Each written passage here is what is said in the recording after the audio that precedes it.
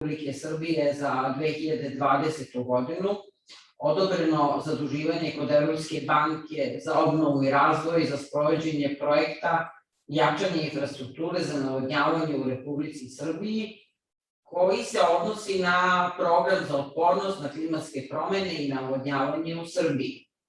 U okviru ovog zajma Evropska banka za obnovu i razvoj iz sredstava bespovratne pomoći finansira izradu strategije za navodnjavanje sa 5-godišnjim akcionim planom, za čiju pripremu je angažovana Organizacija za hranu i poljoprivredu Ujedinjenih Nacija FAO. Još jednom ovom prilikom želim da se zahvalim EBRD-u, Evropskoj banci za obnovu i razvoj, zato što je prepoznala potrebu Republike Srbije, Vlade Republike Srbije i Ministarstva poljoprivrede za izradu ovako važnog dokumenta i naravno angažovanje FAO organizacije koja zaista svesrdno, vrlo profesionalno i stručno od samog početka sve aktivnosti vezane za izradu ovog dokumenta radi zaista na jedan zadovoljavajući i visoko profesionalni nivo. Strategijom navodnjavanja će se identifikovati posebni preduslovi i investicione opcije koje će povećati produktivnost poljoprivrede i omogućiti održiv razvoj i otpornost na klimatske promene poljoprivrednog sektora putem poboljšanja infrastrukture za navodnjavanje, što zapravo i jeste cilj Vlade Republike Srbije da u narednom periodu način, stepen navodnjavanja i produktivnost u poljoprivrednoj proizvodnji podigne na još viši nivo. Današnja radionica na temu Ekonomika navodnjavanja, koja se organizuje u okviru našeg projekta Podrška razvoju programa Strategije navodnjavanja Srbije, ima za cilj da predstavi rizike, ekonomske prilike i ključne faktore u ulaganju javnog i privatnog sektora u agrobiznisu za navodnjavanje u ratarske useve, voćarske i povrtarske kulture u Srbiji. Tema današnje radionice je zaista, kao i svih prethodnih, vrlo interesantna, daje mnogo tema za razmišljanje, za komunikaciju i za komentare, zašto navodnjavati, koji su troškovi koristi navodnjavanja prilikom gajenja biljaka, značaj usvajanja dobre prakse, gde investirati, dakle mnogo interesantnih tema. I ono što svakog puta ističem je da se ovakvim načinom komuniciranja i organizovanjem radionica uključuje širok spektar zainteresovanih institucija, agencija i svih onih koji od navodnjavanja očekuju i žele boljitak i nekakvu korist. Svi komentari uvek dobro dođu i što više učesnika na ovakvim radionicama zapravo obezbeđuje prisutnost i uvek osluškivanje javnosti u svom širokom krugu. Na kraju bih još jednom se zahvalila FAO ekspertima, Milošu i njegovim saradnicima, naravno i EBRD-u, i poželela uspešan rad, puno komentara, dobrih predloga na današnjoj radionici, kao i na svim prethodnim. Srdačan pozdrav. Hvala vam puno, gospođa Milić, hvala vam puno i na lepim rečima i na rečima ohrabrenja. Mi ćemo se potruditi da i do kraja projekta nastavimo sa naše strane apsolutni isti nivo saradnje. I vi ste i lepo primetili, nažalost, svi ovi skupovi koji smo mi planirali da budu uživo i u direktnom kontaktu sa ljudima, sa zainteresovanim stranama, mi smo prinuđeni zbog poznatih okolnosti da održimo online, ali se nadamo da će uskoro i to da se promeni, da ćemo imati priliku da se vidimo i uživo. Mislimo da je i ova tema, kao i teme koje smo do sada obrađivali, jeste veoma interesantna, zato nas i raduje dobar odziv učesnika i bez puno duženja ja bih sada dao reč gospodinu Tankutu Irkanu, višem bankaru iz Evropske banke za obnovu i razvoj, našem partneru u ovom projektu. Tankut, floor is yours. Thank you very much, Miloš. Good morning and a warm welcome to all our guests. It's my privilege and pleasure on behalf of EBRD to welcome you here today. We are delighted to have you with us to participate in our workshop on economics of irrigation. As Ms. Milic mentioned, EBRD is committed to improving the agricultural production in Serbia and strengthening the sector's resilience to extreme climate events. In this respect, in cooperation with the FAO and the government of Serbia, the EBRD is supporting the development of the first national irrigation strategy with action plan. Workshops on irrigation are an important part of the strategy development process. I hope today's workshop will include fruitful discussions with feedback from all stakeholders. EBRD is also committed to financing the irrigation infrastructure investments to enable the planned rehabilitation and modernization of the irrigation system in Serbia. Today will be full of learning with exciting discussion topics. I hope you will enjoy the workshop. Again, a very welcome to all of you. Thank you for coming. Hvala Tankutu koji nam se obratio ispred Evropske banke, našeg uslovno rečeno starijeg partnera na ovom projektu. I pre samih prezentacija ja bih zamolio za uvodno obraćanje gospodina Jakoba Moncinija koji je tim lider ovog projekta ispred UN FAO, a onda počinjemo sa prezentacijama. Jakobo, izvolite. Thank you very much, Miloš. Good morning, everybody. It's a pleasure to be here again for this second workshop. Let me welcome you on behalf of FAO to this workshop. I hope you're going to have a great time and that there will be a very good discussion around the topics that Luis and Steve will present.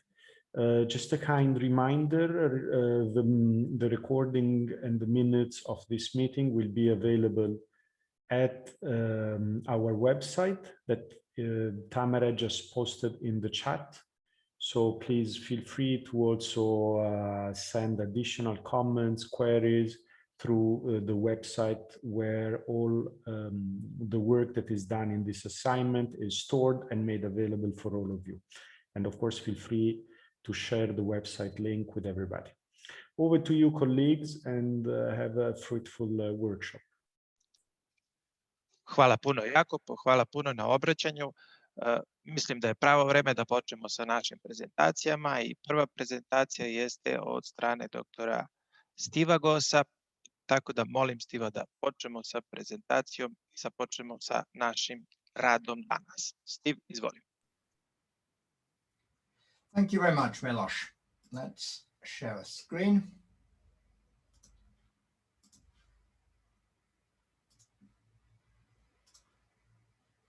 Is that showing okay? Great. Okay, it's going to be a joint presentation today with myself and Luis. As you'll see, we'll move backwards and forwards. The subjects we're going to look at, first of all, I'll talk a little bit about irrigation as being an economic activity. That is, I think, the primary lens we need to look at it through. And then we can have a discussion about that. Luis will go on in a little more detail into the costs and benefits of irrigation, followed by a short discussion. Then I'll pick up from an introduction of Luis and look at the importance of uptake. If we build a scheme, how many people will actually use it? And that leads to, I think, quite an important issue for the discussion of how we can increase uptake. And then Luis will finish off looking where should we invest and suggest an approach to that, leading to our final discussion. So we're doing things a little bit differently this time. Instead of long talking and a big discussion at the end, we will try to break it up, which hopefully will make a more interactive presentation. Okay, let's begin then and look at irrigation as an economic activity. So why do we want to irrigate? Yeah, Natasha said that we want to have more irrigation in Serbia. Great. Why do we want it? Irrigation, it's not an end in itself. It's a means to an end. And that end is almost always to make money. Now, sometimes people react to it negatively when I say that. They say, no, it's about rural development or jobs or climate change. So let's have a look at some of the other reasons why we might irrigate and see how well they stand up within the overall picture. So what about employment creation? This very much depends what we irrigate. If we have large areas of mechanized crops, cereals and oil seeds, sugar beet, irrigating them is going to create very little extra employment. But if we irrigate high value crops, you'll see these HVCs again, then we can get quite a lot of jobs, particularly in harvest and post-harvest. So relatively small amount of money can create a lot of jobs there. There is some risk that if we went for large-scale irrigation schemes that encourage farm enlargement, as we're going to see in a later presentation, as farms get bigger, they tend to focus on arable crops, things that are easy to manage, easy to mechanize, and easy to market, whereas small farms have the time to work on low-value crops. So occasionally, we could get a slightly negative result. But generally, irrigation affects employment, but not necessarily in the ways you would always expect. What about food security? I've shown here 5 of our main arable products, average over a 4-year period. Here we see the quantities exported, large amounts, 1.6 million tons of maize, 800,000 tons of wheat. And then here we have the imports, tiny imports. Barley is about even, but all of the others, Serbia is a major export crop. So that means Serbia is not produced, it doesn't need irrigation in order to be self-sufficient in maize or wheat or soy or sunflower. We're way past that point. What we get from more production is more to export, which is basically making more money for Serbia. So farmers irrigate to make money and the country irrigates to make money. Climate change. This is very important because this is the context of the grant and the loan that we're working under for this work. So climate change is going to affect all aspects of irrigation. But the interesting thing is it doesn't affect the fundamental equation. So what is very important is when we do an economic and financial analysis for a potential irrigation scheme, we need to make sure that we look that the starting point is the climate we have today. You know, it's changed a lot in the last 30 years. So we need up-to-date data to make sure we start from today's climate. And we need to see over the economic of that lifetime of that investment, maybe the next 30 years, how is climate likely to change and how does that affect our analysis? But in the end, we do the same equation, the same calculation. This is a big and important topic, and I hope it's one we can come back to in a future workshop, looking at the results of our team who are working on climate change at the moment. So we run through those things. We said, yes, employment's important, food security is a bit, climate change is important, but overall, we can focus particularly on money. So that brings us into the question of all the potential investments we might make in Serbia, which ones should get onto the shortlist? Which ones should we look at seriously? I would suggest that an irrigation and drainage system, it needs to be economically profitable. You know, it must work for Serbia. It must make Serbia richer, or there's no point in us doing it. And it needs to be financially profitable. It must work for the farmers, or they simply won't use it. And one way or another, it must work for the scheme operator. If they're not getting enough money in to maintain and operate it properly, it will stop working sooner or later. The money may come entirely from tariffs. It may also come from the taxpayer. But one way or another, we need to be sure that anything that's built will be financially sustainable. And finally, we're not working in a vacuum. We work within a wider environmental and social context. So we need to make sure that each scheme is compatible with environmental and social obligations and that it fits within other demands on the water resource. You know, what's the implications for navigation or domestic water supply? So those are the 3 things, if you like: economic profitability, financial sustainability, and social and environmental sustainability. We must tick all 3 of those boxes before we can even consider implementing a particular scheme. So a quick break. What about the case where we look at a system and economically it makes sense, but we don't think the farmers would actually pay enough money to fully fund it? So we know that it would need every year some money from the municipality or from the state to make it financially viable. Do we think that it's a good idea to build schemes like that? So thank you. I'll hand over to Miloš now. Hvala puno, Steve. Hvala puno. Jako interesantna prezentacija.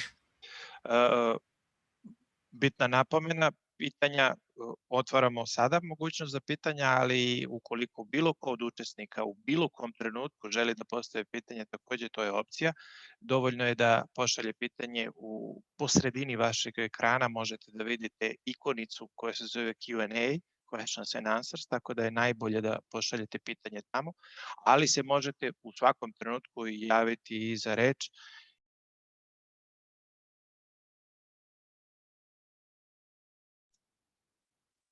Ne znam da li u nekom trenutku sam bio mutiran, ne znam da li ste čuli sve, ali suštinski pitanja su dobrodošla u svakom trenutku. S tim u vezi, da li imamo određenih pitanja na Stivovu prezentaciju?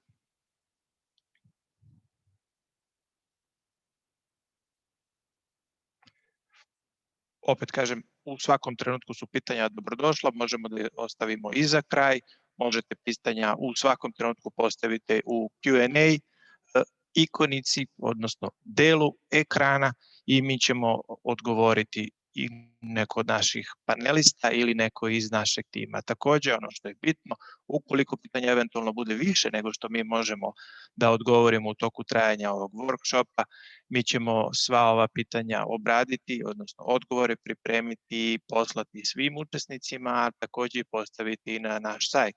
Možete u chat boxu i da vidite, koleginica je i poslala link na sajt, tako da vas ja ohrabrujem za one koje ova tema više interesuje, u bilo kom trenutku možete da posetite web sajt, da vidite više o našim aktivnostima, da vidite više o onome što smo do sada uradili, takođe da imate uvid u analitika dokumenta koje mi razvijamo u ovom trenutku, ali takođe i o našim aktivnostima za dalje.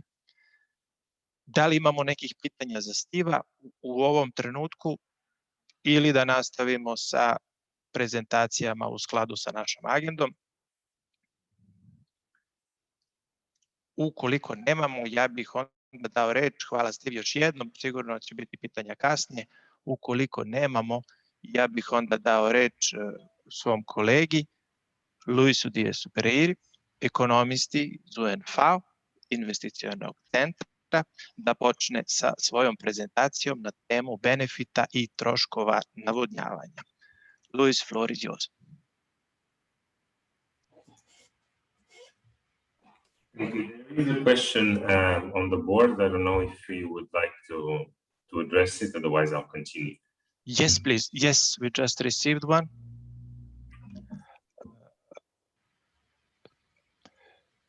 Da, ovo je pitanje, ali rekao bih u formi konstatacije jednog od učesnika koji smatra da će ukrupnjena gazdinstva otvoriti više radnih mesta nego manja. Ja bih se apsolutno s ovim složio.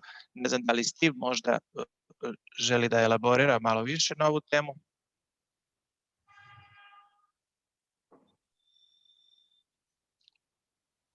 Steve, this was rather a statement, but actually, gentleman is saying that. Sorry, I lost just the first part of that question. Could I hear it again, please? So it's basically a statement. A gentleman is saying that he believes that the larger households will create. Not hearing you, Miloš. Pa ja ne znam šta je. Kod mene je ovde normalno. Now I can hear you, thank you. Da. Izvinjavam se, ali kod mene sve vreme pokazuje da je sve normalno, nema veze. Imamo pitanje iz publike, više konstataciju gde gospodin smatra da će ukrupnjena veća gazdinstva, konsolidovana gazdinstva stvoriti više prilika za radna mesta nego što bi to mogla mala gazdinstva. Ja se apsolutno tu s tim slažem, ali da li ti želiš da elaboriraš na ovu temu možda?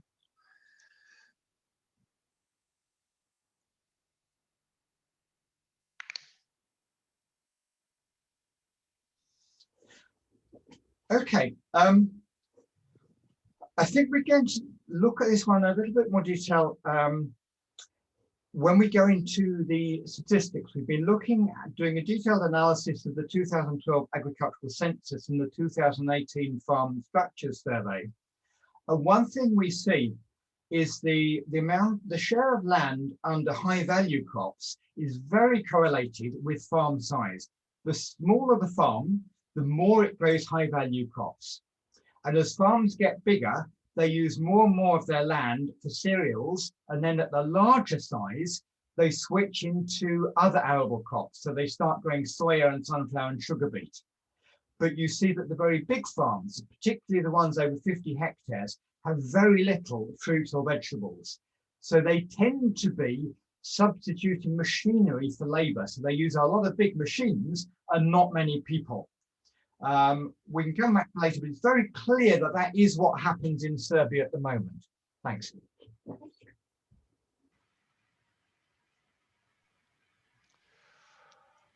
Hvala puno. Hvala puno, Stive.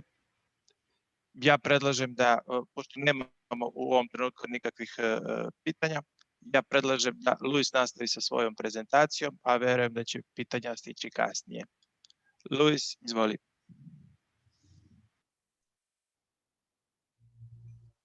Thank you, and good morning to everyone.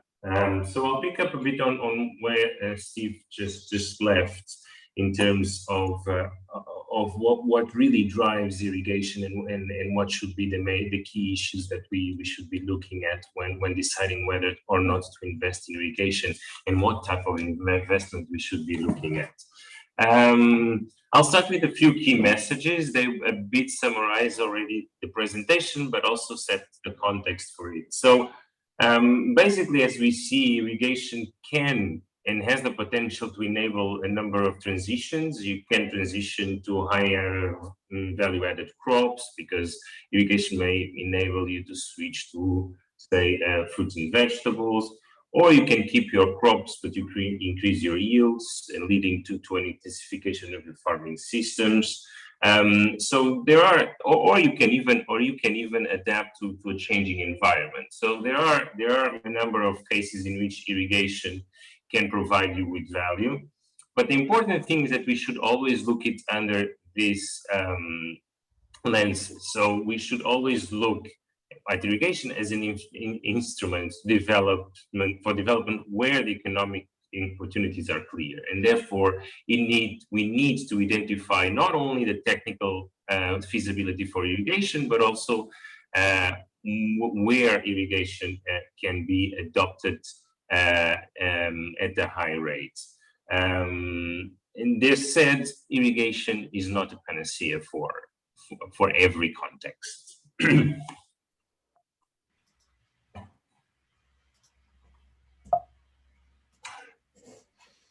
So carry on. So we already talked about this. There are a number of benefits to irrigation. We'll look at them a bit more in detail in the next slides. But we also need to look at the costs. Different investments will bring different costs. They will also enable different types of cropping systems. So you will need to understand how the costs and the benefits play together in order to make your choices, right? Costs will change according to your water source, to the technology that you use, either it's surface or gravitational or pressurized irrigation, the type of technology used on farm, etc., your topography. All these will influence the costs. All these will influence the type of irrigation you can make. So at the end of the day, adoption of irrigation by the farmers that you enable with water for irrigation will depend on their perceived risk, of such an activity. So if they perceive that the cost and benefit equation is a bit risky for them, they might not adopt it, or it's not interesting or not enough rewarding enough, they may not adopt it. So that means that the fact that you have infrastructure on the ground is not a necessary or sufficient. It's a necessary but not a sufficient condition for adoption.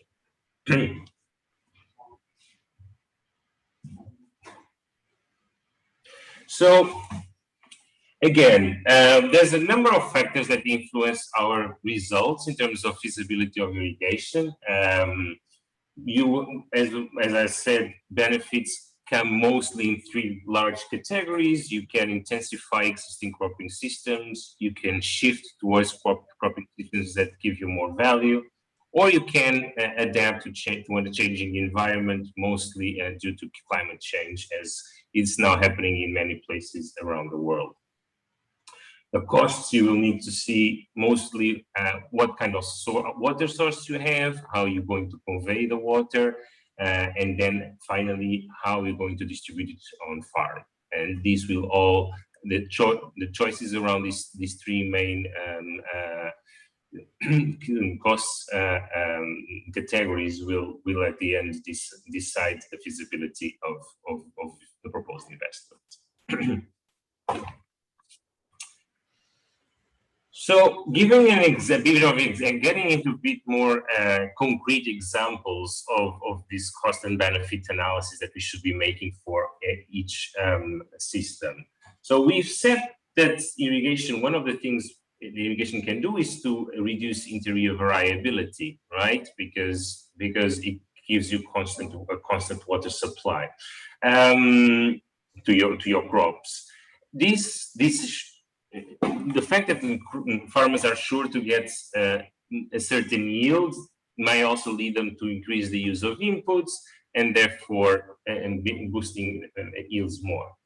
So some studies have shown that crops like maize can increase very significantly from 6 to 12 tons per hectare, and gross margins can increase by 770 euros per hectare.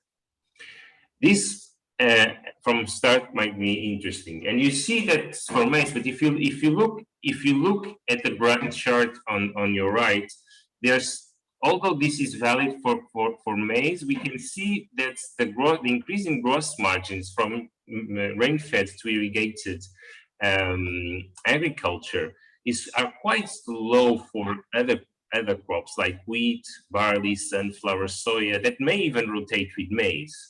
So it's not clear if this small change in gross margin will be an incentive enough for a large investment that obviously brings more risks, more complexity in terms of management.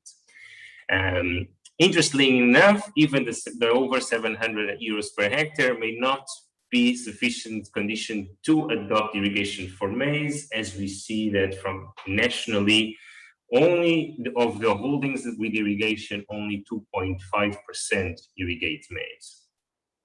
So in that, this is maybe because once with irrigation, farmers may prefer to irrigate something else, right? So increasing margins may not be enough in incentive for small farmers, and when planning for a new irrigation scheme, we should bear this in mind.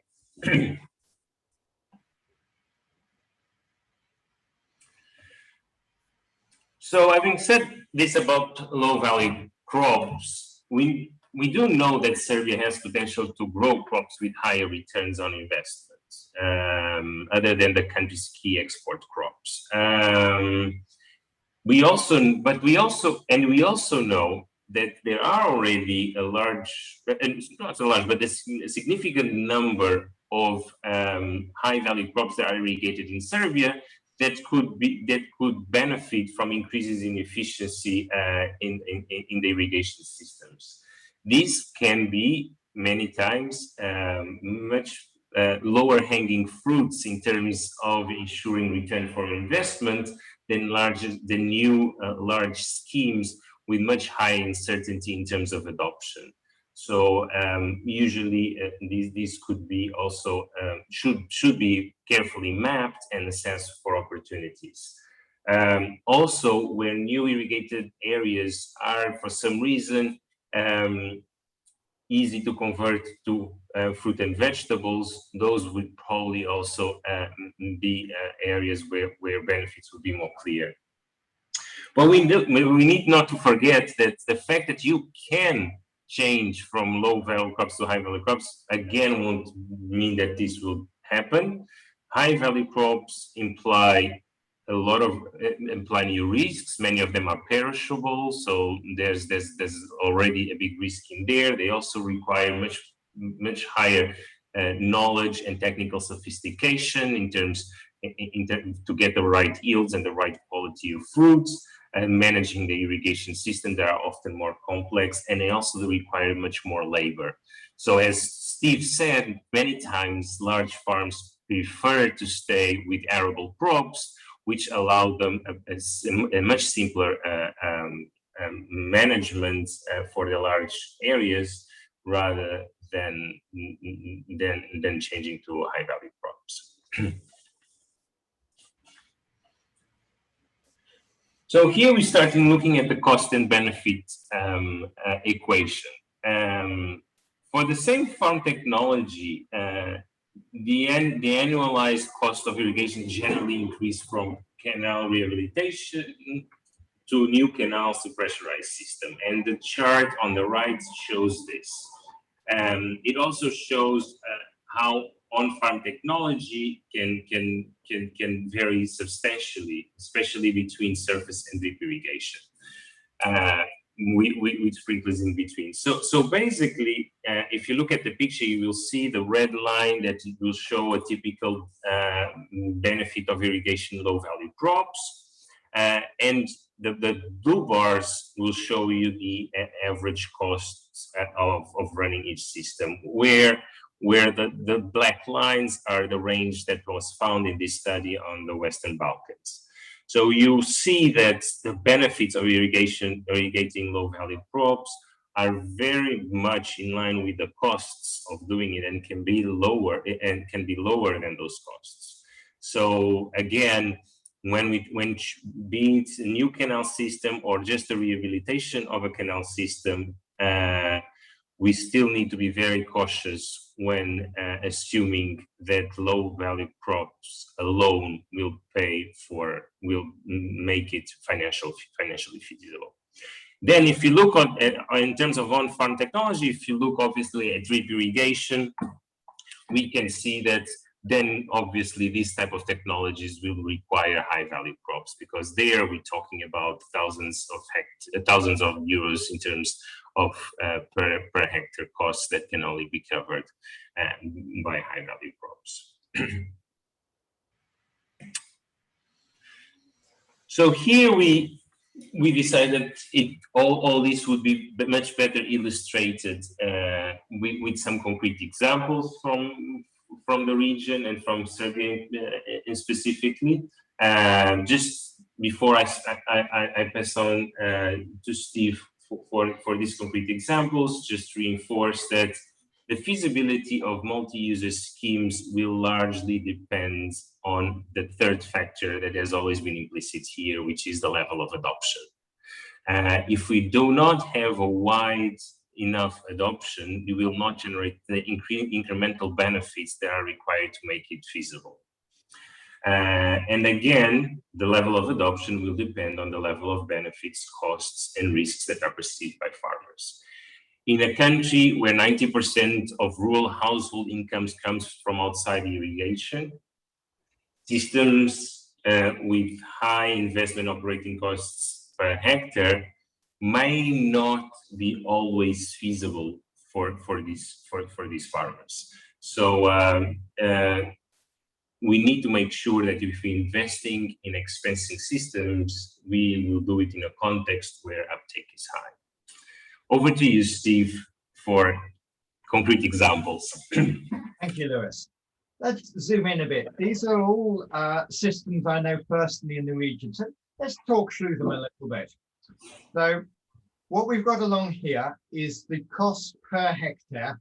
And here we've looked over the whole lifetime of the scheme. If we put together the capital costs and the fixed cost of maintenance and the pumping cost and discount and average over the year, over the lifetime, this is the annual cost.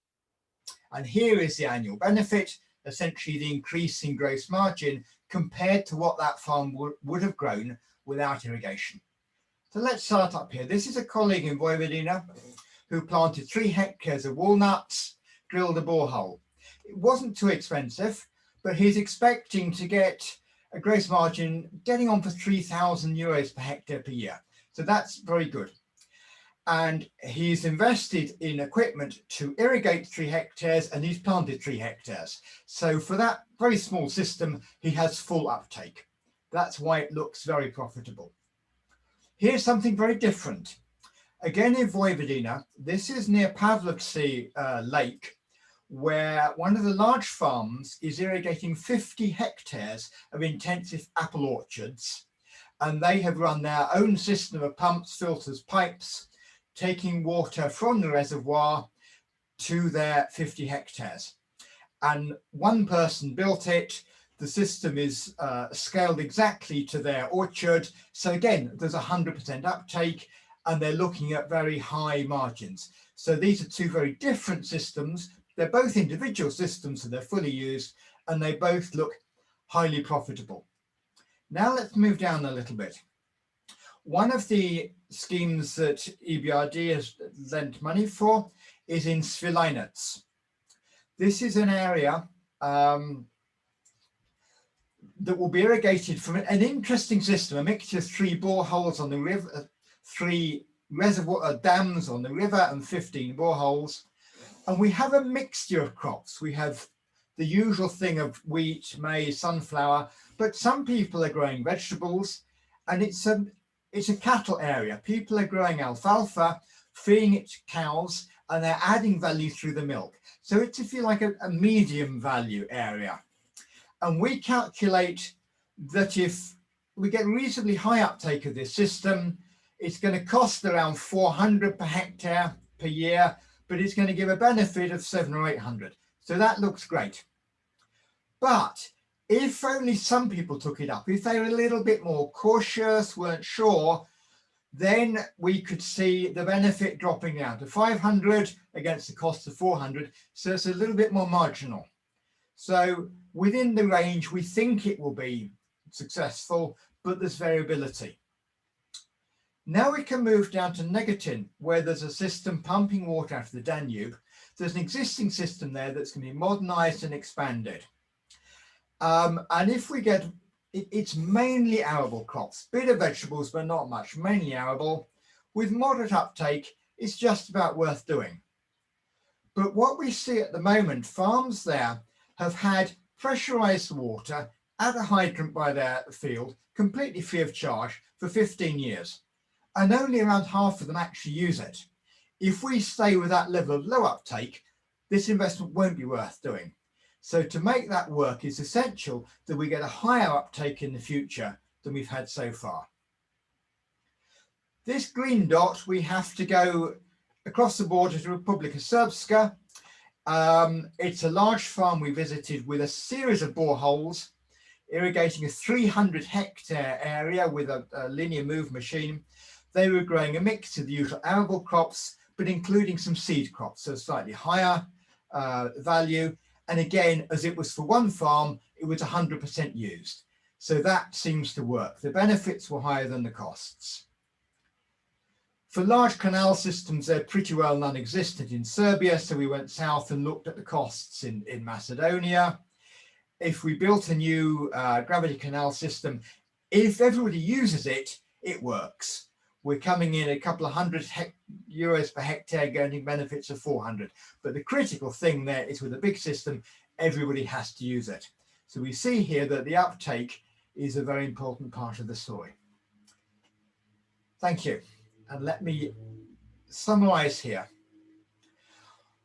An ideal irrigation system would achieve 3 things. Firstly, it would be low cost. Secondly, it would have high uptake. And thirdly, it would have a good share of high value crops. You can make the system profitable if you achieve any 2 of those 3, ideally all 3. But if you only get 1, then it's not likely to work. So if you like, the simple way to assess a system is to run through these things: high cost or low cost, high uptake or low uptake, mainly low value crops or high value crops. Those 3 questions will pretty well much tell you in advance whether or not this is going to be profitable. So, things we might look at.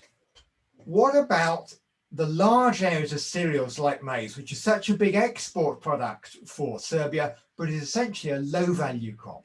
Should we be looking to expand the irrigated area for maize? And at the other end, if we give irrigation to farmers like in Svilajnac, how many of them are going to switch to higher value crops? And what might make them do that? What encourages a farm to take the risk to go into a perishable, complicated product, really change the whole system? So, any thoughts on those two questions, please?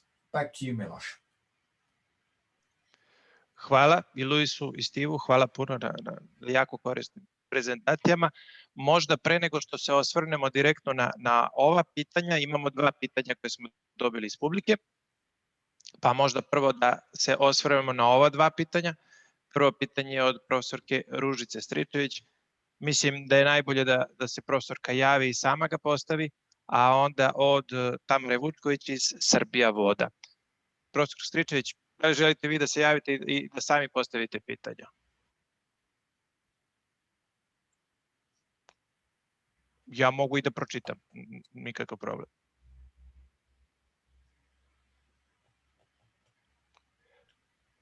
Da li me sada čujete? Da, izvolite. Dobar dan, želim svima.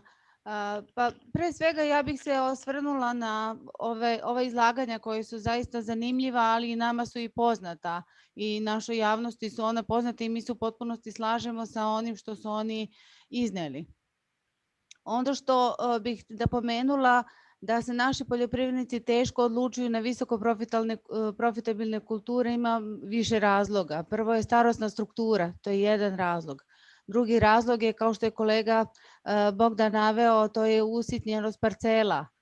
Tako da je jako teško organizovati navodnjavanje, recimo visoko profitabilnih kultura na 5 različitih parcela koje su udaljene možda po pola kilometra, kilometar jedna od druge. Drugi razlog je nepostojanje dovoljno radne snage.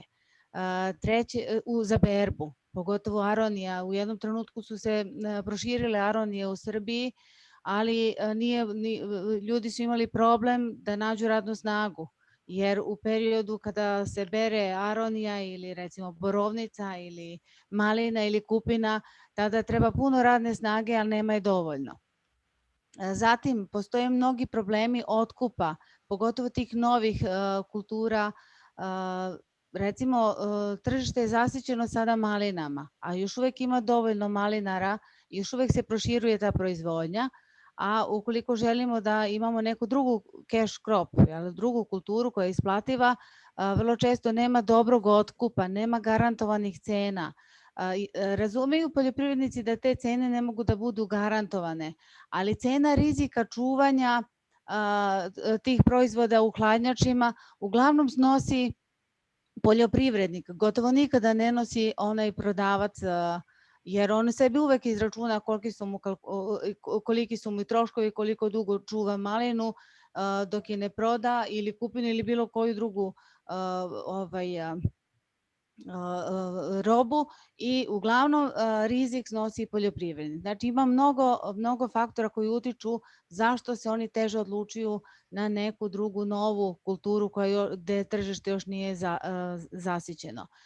Mi u Srbiji imamo druge probleme, znači ne treba da posmatramo samo Arilje ili taj razvijeni kraj, nego ako idemo dalje na jug i na istok, često u poljoprivredi nema dovoljno puteva, nema benzinskih pumpi. Znam da su se na Dnevniku žalili poljoprivrednici da im je prva benzinska stanica daleko 20 km. I sad pazite vi da morate ići 20 km da nabavite benzin i da radi pumpa na neki dizel, motor. Najčešće tamo nema ni dovoljno struje ili ta struja slaba, znači ne mogu da rade pumpe sa sistemom pod pritiskom. Znači puno ima stvari koje utiču da mi pređemo na taj cash crop na nekim površinama koje nisu ovde u blizini gradova ili u blizini tih većih infrastrukturnih objekata. Znači to su problemi. Što se tiče isplativosti voćarstva, ja sam to i navela, jedan poljoprivredni proizvođač koji čak ima i svoju hladnjaču, višnje proizvodi tu i u okolini Šapca, rekao mi je da se višnje isplati na nivou od 5 godina. Znači, jedne godine ste u velikom plusu, pa ste dogodine u malom plusu, pa idete u minus veliki, pa ste onda na nuli i tek 5. godina je isplativo. Dakle, veliki su rizici i velika su ulaganja i naš poljoprivrednik nije često i finansijski sposoban čak ni da uzme kredite. Tako da svesni smo mi tih problema i ja mislim da će uz pomoć države, rekli smo iz one podsticaje prošlog puta da se sada ne ponavljamo, znači taj proces mora da bude, jeste spor, mora da bude postupan i naravno sa razvojem, šta god da razvijamo mora da prati razvoj navodnjavanja i voćarstva, mora da prati i prehrambena industrija tih voćarskih proizvoda ili hladnjača ili pak otkupa ako je inostranstvo u pitanju. Dakle, sve to zajedno mora da se posmatra i mora da se razvija istovremeno. Toliko, hvala. Hvala vam. Hvala, profesorka je otvorila puno pitanja koja i prevazilaze samo oblast navodnjavanja. Hvala vam, profesorka. Stiv, Luis, da li bi želeli da se osvrnete na profesorkino izlaganje koje je više u formi izlaganja, a ne konkretnih pitanja? Da. I think those are all very, very relevant points.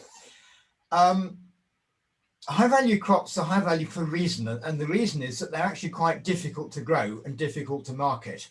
If it was easy to grow high value crops, everyone would grow them, the supply would go up, the price would go down, and they wouldn't be high value crops anymore. So when people go into this area, they're taking on a difficult thing. And so it's not the answer for every farm, but for those farms that do it, it can be very successful. And we've seen a tremendous development of berries and of fruit and vegetable in Serbia. So Serbia has done quite a good job compared to many of its competitors of tackling one by one these problems, the labor problem, the variety problem, the access problem. There's still lots of obstacles. If Serbia can manage to overcome them better than the people we compete with, then there's potential. I think they will never take over. We're never going to see all of Serbia under high value crops, but I think it's a niche that's important and can become a bit bigger in the future. And if Luis has anything to add. Yes, thank you, Steve. In fact, I think the comments were completely valid and aligned with also our analysis and known to everyone. But I just perhaps reinforce the idea in one of the slides that when we're talking about investment in irrigation, we're not necessarily talking always about investment in irrigation infrastructure per se. So I think it was very interesting what it was said here, about some infrastructural problems that exist around irrigation, the problems with electrical grids, the problems with the fact that you need a high investment at the beginning for returns at the end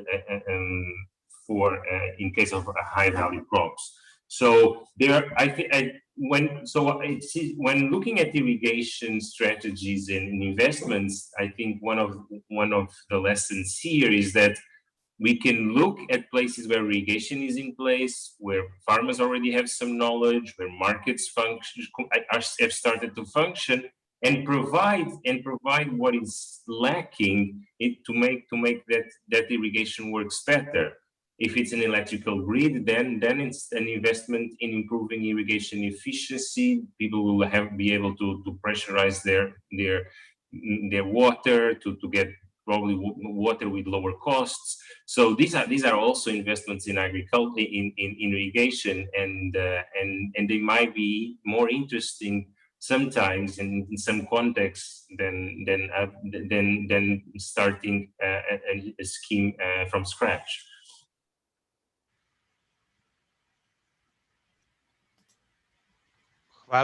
Hvala i Stivu, hvala i Luisu.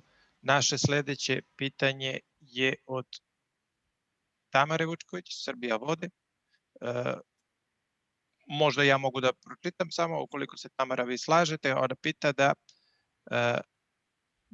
prvo, tehnički je problem sa Q&A prozorom, dobro, to će naš tehničar da pogleda. Pitanje je da li vlada treba da izgradi sisteme za navodnjavanje koji će zavisiti od dugoročnog javnog finansiranja.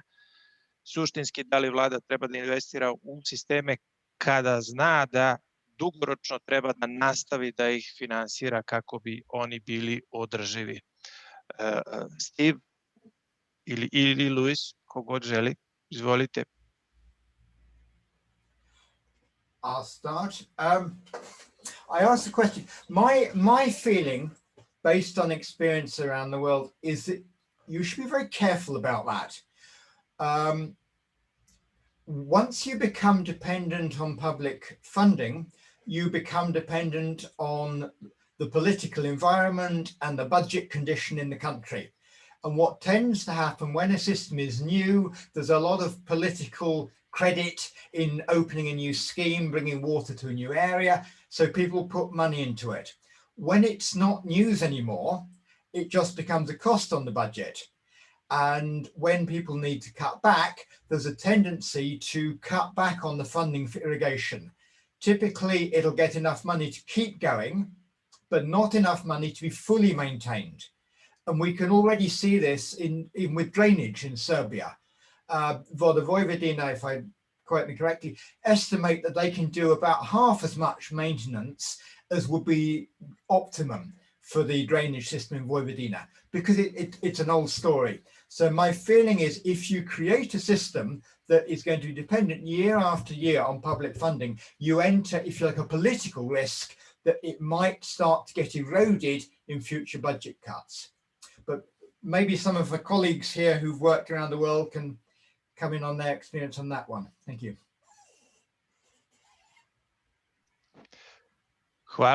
Hvala puno Stivu. Mislim da se neko javio za reč, ja sad ne mogu u ovom trenutku da vidim, pa molim osobu slobodno da se javi. Evo, Dragan, mislim da je Radosavljević. Dragan Radosavljević, da, izvolite. Prvo, dobar dan, poštovanje svima, zaista edukacija na mestu, s obzirom ja iz Negotina dolazim i tu se radi projekat navodnjavanja. Pitao bi prvo Luisa, generalno on je pomenuo da je samo 2,5% u Srbiji se navodnjava recimo kukuruz, pretpostavljam ove ostale žitarice i manje, odnosno znam, a gospodin Stiv Gos je rekao da nam je to najveći izvoz, odnosno kukuruz, žitarice najviše izvozimo, pa je pitanje da li uopšte Srbija treba da teži povećanju navodnjavanja žitarica. Mislim da je to Stiv i pomenuo sad kao jedno pitanje na koje treba, šta oni misle o tome da se odgovori. I postavio bi još jedno pitanje, ukoliko ponudimo poljoprivrednim proizvođačima mogućnost navodnjavanja, da li bi i na koji način bi mogli eventualno predvideti zašto bi se oni odlučili da rade ili tako, ili možda sprovesti neku anketu. U Negotinu je dosta, pogotovo nizijski deo gde planiramo navodnjavanje, uglavnom su žitarice i imamo jedan problem, privatne parcele su u vlasništvu ljudi koji su već dugo godina u inostranstvu. Pa možda kako bi se izborili i sa tim eventualno, da li možda povećati poreze za te njive koje se ne rade ili tako nešto. Hvala vam unapred. Hvala vama na pitanju. Luis, izvoli. Thank you. I'll start it off and then I'll pass on to my colleague. Yeah, just one small precision there. What we said is that only 2.5% of the funds that irrigate maize. I'm not sure what's the share of maize that is irrigated in the country, but yes, it should not be a large share of maize. Now, should we? I mean, the answer, the simple answer to your question is, irrigation systems are always context specific. So just saying right on that we should not irrigate maize would be obviously an overstatement. We have shown that irrigated maize can increase, I mean, not we, studies have shown that irrigated maize in Serbia can increase its yield, can stabilize its yields, can pay off for some irrigation systems as long as they're not too costly. So it is possible to irrigate maize. It is possible to have higher margins. That doesn't mean that farmers will be interested, that this reward, even when it exists in the systems where technically it's possible to do it at a profit, that this is enough of an incentive. That's a bit our argument. And I think you just described is a bit that, you know, like if maybe it's not an incentive, maybe in some regions what you do not have is enough incentive to change, to equip yourself with irrigation for a crop that will give you a low return, right? And this may be many reasons. It may be because of this return, but it's also maybe because there are other more structural issues that you need to tackle before. We will speak a bit more about that further on in the presentation, but it's true that in many cases, you will need to understand what the context is in terms, I mean, in farm size or land ownership is just one of them, in order to evaluate the feasibility of some cropping systems. I mean, many countries around the world, one of the problems, for instance, in investing in fruit and vegetables is that people don't own the land, or the people who are irrigating it don't own the land, and therefore they will not invest in the long term. So again, it is context specific, as you said, and it was very interesting that you brought the negative example before. Steve, I don't know if you'd like to complement on this. No, I won't. No, thanks. Hvala puno i na pitanju, hvala i na odgovoru i drugim odgovorima od strane Luisa i Stiva. Pre nego što nastavimo dalje sa agendom, da pročitam dva komentara, da se osvrnem i na jedno pitanje.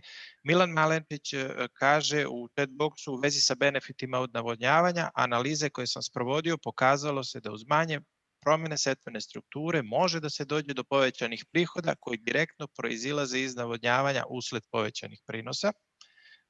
Hvala Milane na komentaru.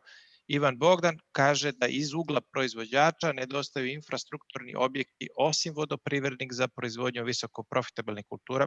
Slažemo se, to je i ono delimično o čemu je govorila i profesorka Ružica, apsolutno se slažemo. Imamo jedno pitanje, Tatjana Zejak pita koje su države u svetu najbolji primjeri profitabilnih sistema navodnjavanja i koje se kulture kod njih uzgajaju.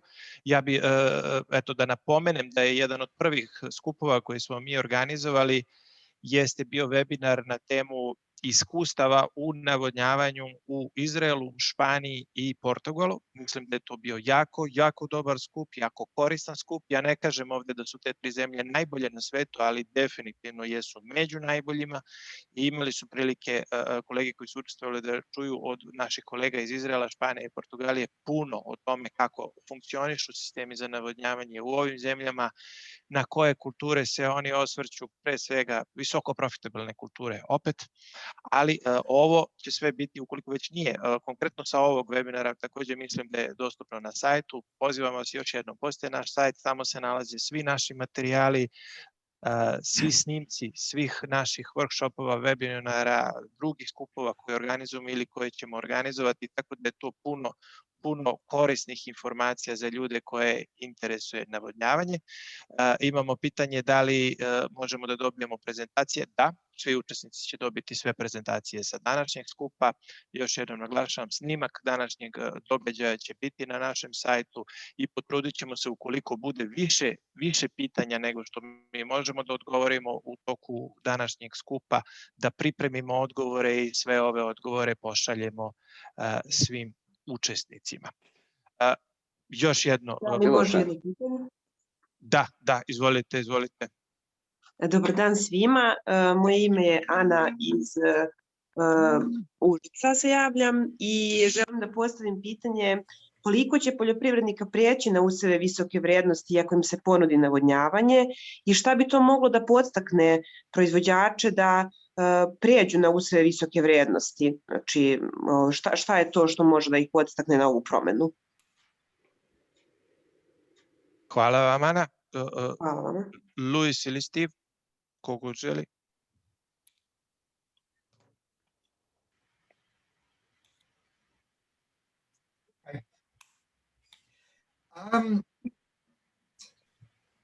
I'll pick up then, and then I'll pick up on all three of the different points. I think Milan made a very important point about the cropping structure.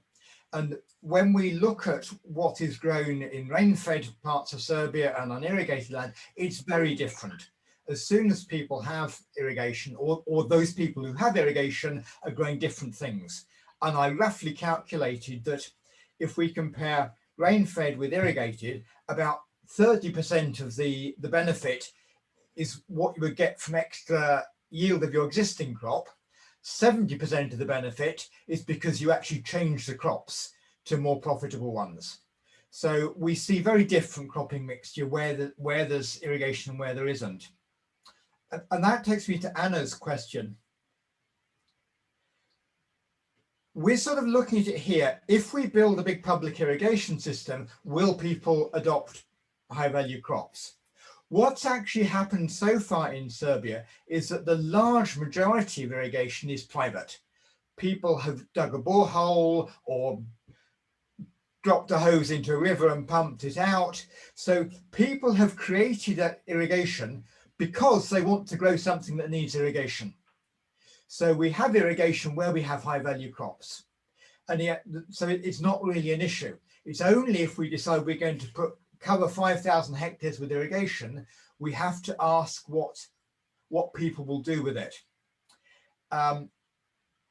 Dragan asked a little bit about the structure. If we look nationally, in 2018, 3% of maize in the country was irrigated, less than 2% of other cereals, but 16% of fruit was irrigated, and 93% of vegetables were irrigated.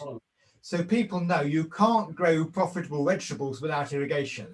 So they go together. People who want to grow vegetables find land where they can get water and they arrange irrigation and they do it. So people are managing to work around the system, but in some areas you might want to grow vegetables. If there's no nearby water, you can't do it. You're technically prevented. So I think the discussion we're coming on to here is, are the places where we can expand that technical possibility through big irrigation systems. And to pick up on one last question, good examples. I mean, every country is different, but a year or so ago, I was in Lebanon working for FAO, looking at irrigation in the Bekaa Valley, the central valley between the coast and Syria. And it's incredibly intensive. The farms are quite large. They're businesses employing a lot of staff, and they're very intensively farmed. Early potatoes and then a crop of later potatoes, vegetables, fruits, it's all sprinkle irrigation, drip irrigation. I mean, you could hardly intensify any more than they have done. So from the farmer's perspective, they tick all the boxes. Everything is right. The problem they have is that this is sourced almost entirely from groundwater, and people are drilling deeper and deeper, and some are going 300 meters to pump the water, and the water table is going down. So what we have in Lebanon, the agricultural side is perfect, but we've got a water resources problem. Each country is a different story, but maybe Luis would like to pick up there. Thank you. Thanks. Yeah, in fact, probably more from my own experience, but yes, saying again on the high value crops and what may bring people to change. Well, I think I would say two big factors, right? One of them is your risk profile, right? So you might just not be the person to do that, and you don't want. So I think one of the things that we should expect is that if we invest in multi-user schemes, we cannot expect all multi-users, the whole area, to be covered with one sort of crops, because at the end of the day, each farmer will find also the cropping system that suits their profile the best. And another thing that that will influence, it's also how the activity from agriculture will remunerate vis-a-vis other activities that he or she may have. So if we know that many farmers are absent farmers in Serbia in a certain region, and if you want to make a multi-user scheme, then how profitable does something need to know to bring you back, and will you bring back and change your life? And if not, do we have the structures or the incentives to transfer that land to someone who can farm it in a different way and assure that person that they will keep it for long enough so they can invest on it? So there's, again, things are very context specific, and we need to think of what are the drivers of farmers in that specific environments that may bring them to sow one thing or the other, and then make our assumptions on what could be a cropping pattern once the investment is made. Just also picking up a bit on my experience in this case, not in Lebanon, but more in Portugal. One thing that we see, and it goes along with what Steve just said, is that fruit and vegetables, they very much irrigated with, not always, but very much with, especially field ones, with individual, through individual irrigation. And that's because costs are lower, you make sure that you have the water you need whenever you need, you manage, you don't have agency costs, so you reduce a lot the risks on that side. And also, usually you can also make high-value crops in smaller plots, and again, I'm speaking about one specific context. So it's much easier if you have your borehole there than that you need to bring water to a large number of small plots. So clearly, this means that when we have multi-user schemes, usually it is larger farms that uptake them, and many of them use arable crops. In the case of Portugal, it's going to be not wheat, obviously, but yes, maize and rice, etc. So yes, again, I think individual irrigation should be always in our mind as a possible one, and we also should say, and it should not be outside of the government strategy or irrigation strategy just because it's individual. We just heard, and I think it was a very important comment, that if you lack for instance the electrical grids in your plots, then you will probably be less efficient in doing so. If you are in an area where in Serbia is not common, but it can happen when you're actually taking water from deep aquifers, and if you have a lot of wells, you might start having also problems with water availability. There is also a point in not forgetting individual irrigation.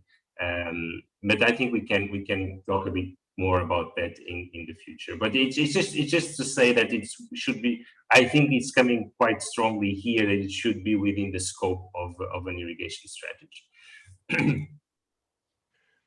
Hvala svim učesnicima na pitanjima, hvala i na odgovorima, Stivu i Luisu. Imali smo još jedno pojašnjenje od Milana Malenpića u vezi subvencije za sisteme za navodnjavanje, koji kaže da da bi se dobila subvencija za izgradnju sistema za navodnjavanje na zemljištu u državnoj svojini, poljoprivrednici sklapaju ugovore sa Ministarstvom na rok od 30 godina i u tom slučaju imaju razloga da investiraju u sisteme za navodnjavanje, a ne kada imaju kratkoročni ugovor na godinu dana.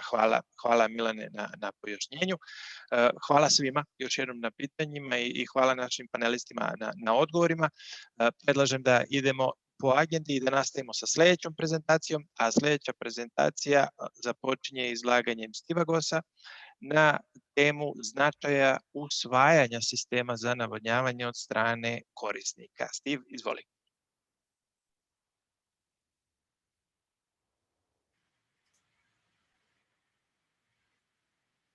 Okay. Right, the importance of uptake. We had left off at this diagram when we talked through uptake. Let's look at some numbers for that.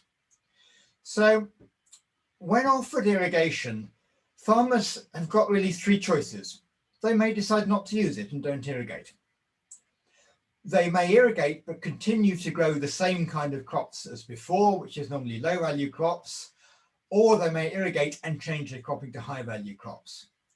So here is a low uptake picture. This is sort of what's happened in Negatin so far.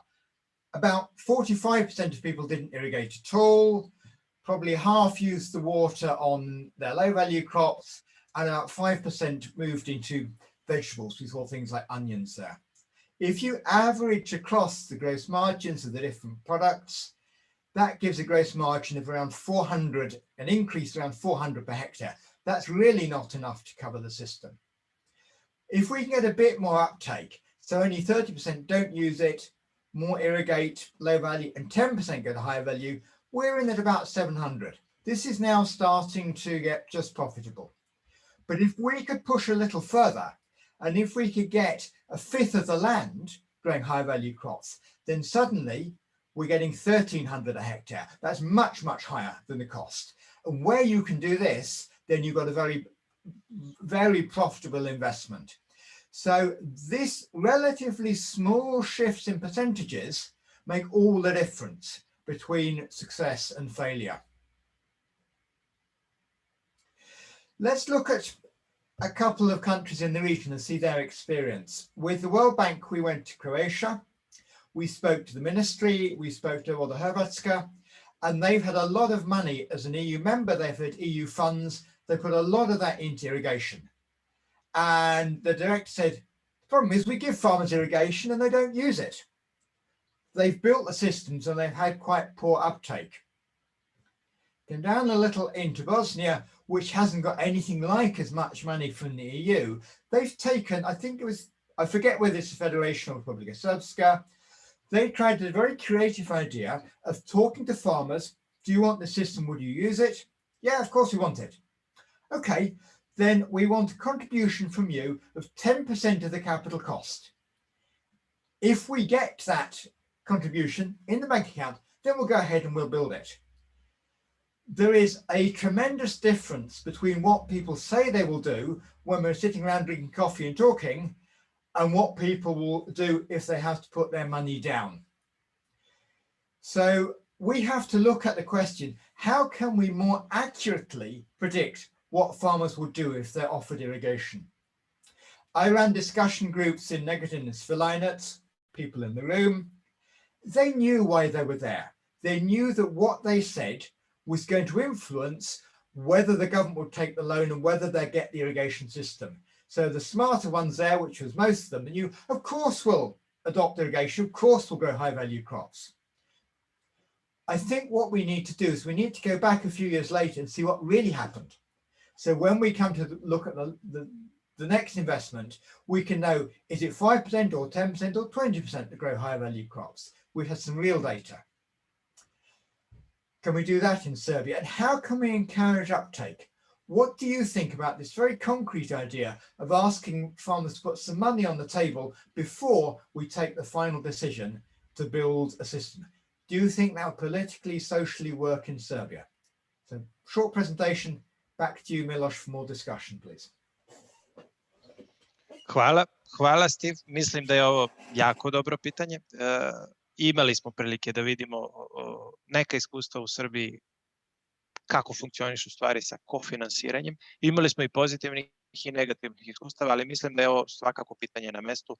Suštinski ono se direktno odnosi i na jedno od ranijih pitanja, a to je da li država treba da ulaže u sistema za navodnjavanje i da ih onda nastavi dugoročno da ih finansira do trenutka kada oni u jednom trenutku postanu finansijski održivi. Jako interesantno i mene takođe interesuje šta naši učesnici misle, da li je ovo kofinansiranje, model kofinansiranja od strane budućih korisnika, poljoprivrednika, ali ne samo poljoprivrednika i malih srednjih preduzeća, kogod se bavi poljoprivrednom proizvodnjom, model koji vi mislite da li je prihvatljiv i šta mislite na ovu temu. U međuvremenu smo dobili i jedno pitanje. Milan Malenić. Milane, da li želiš da se javiš ili da ja pročitam? Pitanje je na koji način možemo podstaći poljoprivredne proizvođače da prihvate navodnjavanje, da li treba tražiti od njih da se unapred obavežu da će navodnjavati svoje usjeve, kao što je slučaj sa subvencijama za navodnjavanje autonomne pokrajine Vojvodine koje se sprovode duži niz godina. Pored toga imamo i Miroslava Dunjića koji se javio za reč. Miroslave, izvoli. Dobar dan svim učesnicima, da li se čujemo? Da, čujemo se. Vrlo je važno da razlikujemo dve stvari. Znači imamo glavne infrastrukturne sisteme za navodnjavanje koje svuda gradi država. I imamo sisteme za navodnjavanje na samim parcelama i samim površinama. Što se tiče učešća ili obavezivanja poljoprivrednika, mislim da to bez institucionalne podrške u smislu zakona o udruženjima korisnika voda koje je direkcija već počela da radi, na kom je direkcija za vode već počela da radi, da bez toga nećemo moći da kažemo da izguramo prihvatanje od strane velikog broja učesnika samih sistema za navodnjavanje. A inače i pokrajina Vojvodina i Ministarstvo poljoprivrede na godišnjem nivou izdvajaju između 5 i 8 miliona evra za subvencionisanje individualnih sistema za navodnjavanje na samim površinama. Te subvencije su uglavnom i iznosima i površinama ograničene i prilagođene malim i srednjim poljoprivrednim gazdinstvima. Tako da sam trošak koji se kao navodi jedan od razloga prihvatanja ili neprihvatanja navodnjavanja u ovom slučaju je duplo manji. Pričamo o navodnjavanjima, o subvencijama koje su dovoljne za pokrivanje navodnjavanjem nekih 10.000 hektara godišnje, što je rast u odnosu i do između 5 i 10% u odnosu na do sada prijavljene površine. Tako da kod usvajanja tih sistema za navodnjavanje mora se voditi račun o tome da njihovi troškovi nisu toliki. Njihovi troškovi su 50% od ukupne investicije. Eto, toliko. Hvala. Hvala Miroslave. Pre nego što vratim reč Stivu, da pročitam još dva komentara od profesorke Ružice Stričević, koja kaže da smatram da je neophodno sufinansiranje kao u Bosni i Hercegovini, jer tek tad poljoprivrednici smatraju da je to njihov sistem i da treba da ga koriste. Milan Malančić kaže, iz prakse i iskustva verujem da je najbolje na početku sprovesti ankete po opštinama gde se utvrđuje koliko ima potencijalnih korisnika koji su raspoloženi da naprave sisteme za navodnjavanje, nakon čega se započinje planiranje i izrada projektno-tehničke dokumentacije i sprovođenje plana izgradnje novih i uređenja postojećih kanala za snabdevanje vodom budućih korisnika. Nakon izgradnje i dovođenja vode do i u blizinu potencijalnih korisnika, drugi poljoprivredni proizvođači koji ranije nisu iskazali interesovanje, kada vide kanale pune vode i druge kako navodnjavaju i sami pokreću postupak izgradnje svojih sistema za navodnjavanje. Da, vrlo dobar primjer kako uspešna praksa daje rezultate. I od Ivana Bogdana koji kaže da treba oprezno formirati uslove za ljude koji ne budu učestvovali u kofinansiranju, a budu se kasnije priključivali na sistem. Da, apsolutno tako. Hvala vam, hvala svima na komentarima i Miroslavu na pitanju. Stiv, izvoli.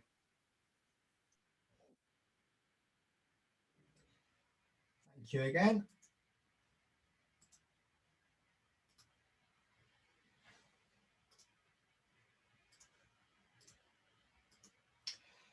And I'm going to hand straight back to Luis to take us through our final session. Thank you.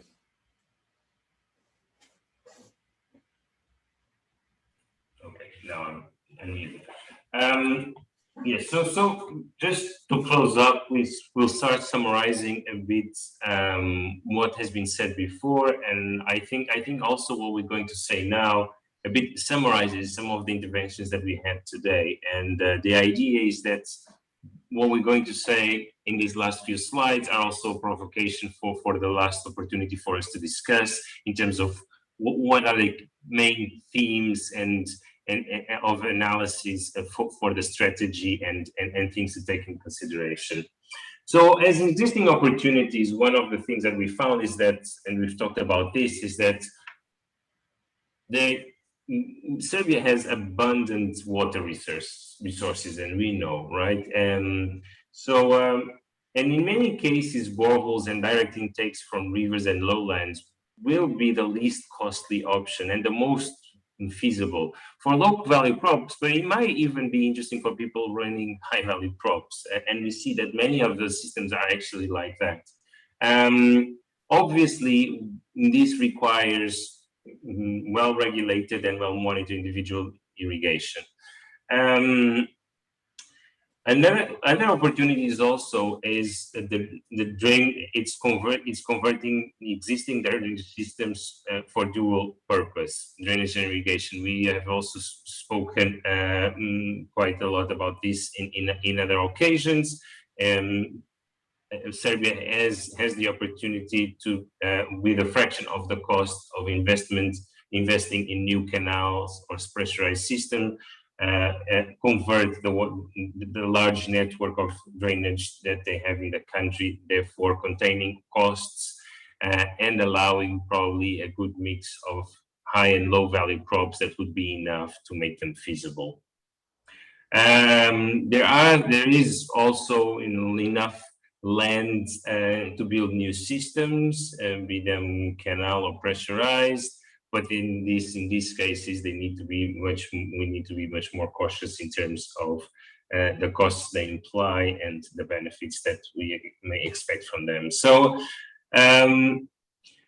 for the two last, which are multi-user schemes in general, when farmers cannot, they are options when farmers cannot do it themselves.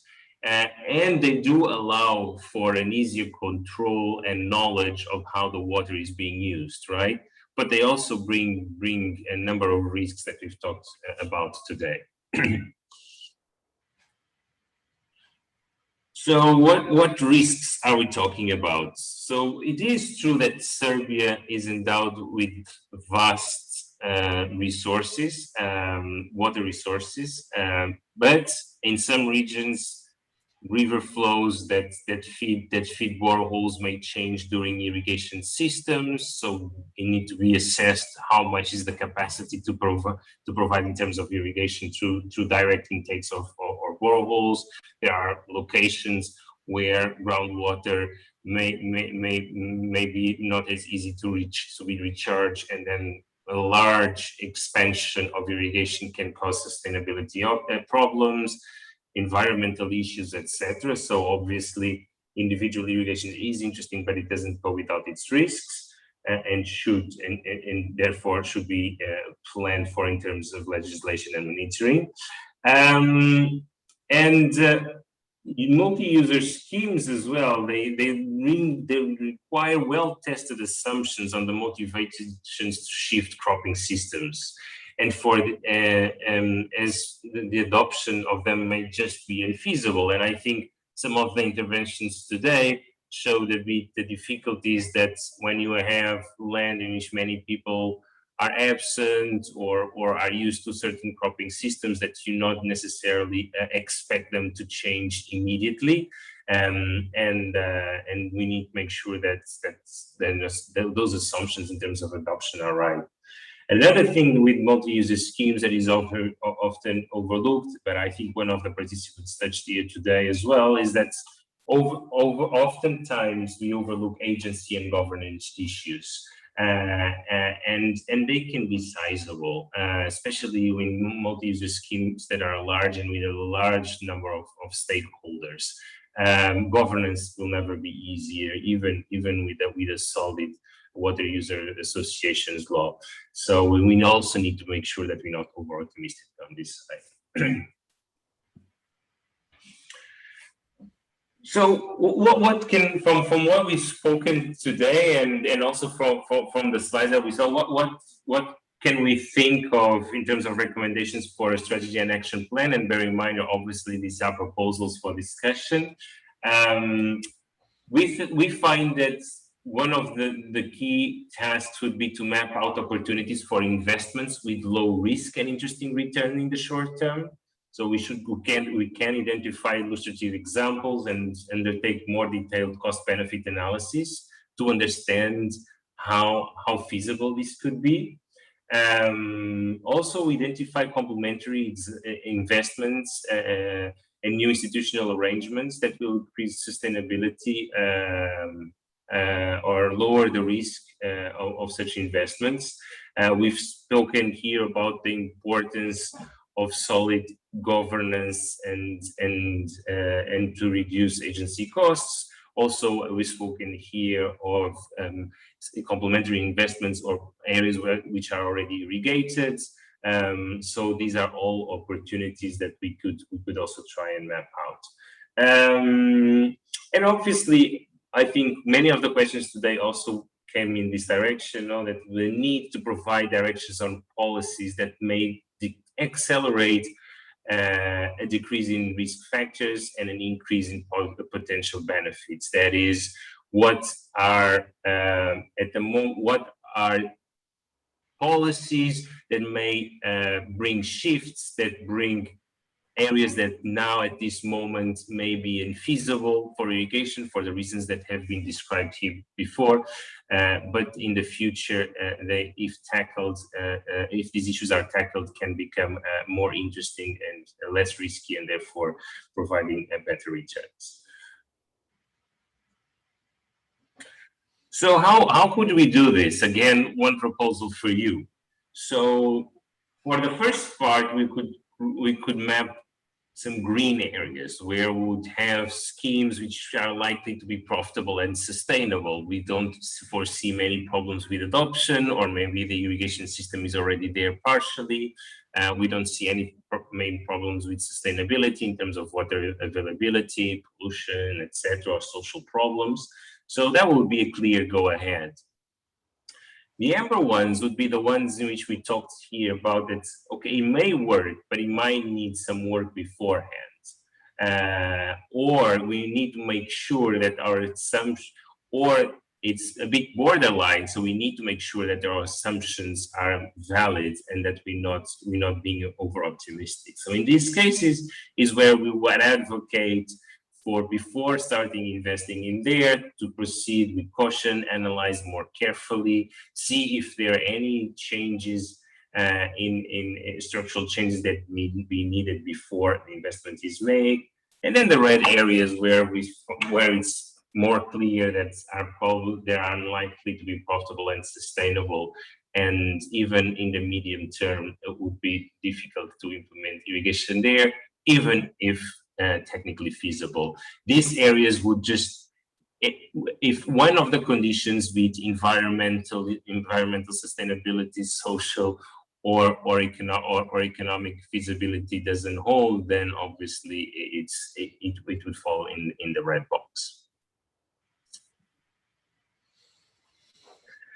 So wrapping up and trying to bring this to a conclusion, we started saying that irrigation is not an end in itself. Technical feasibility is not a sufficient condition for success, and that costs and benefits depend a lot on context. So it's not just a matter what crops are there, what crops are going to be there. It's a matter of how in that context each one of them may or not be adopted. What type of irrigation is feasible or is being planned. So it's very context specific. Irrigation will not always be feasible in the context of Serbia for low value crops. I think we've also discussed this a bit. It's not that it will always be infeasible, but it will not always be feasible. And governance, as we say, plays a big role. And the more complex the proposed investments are in terms of governance, the higher the risks they imply.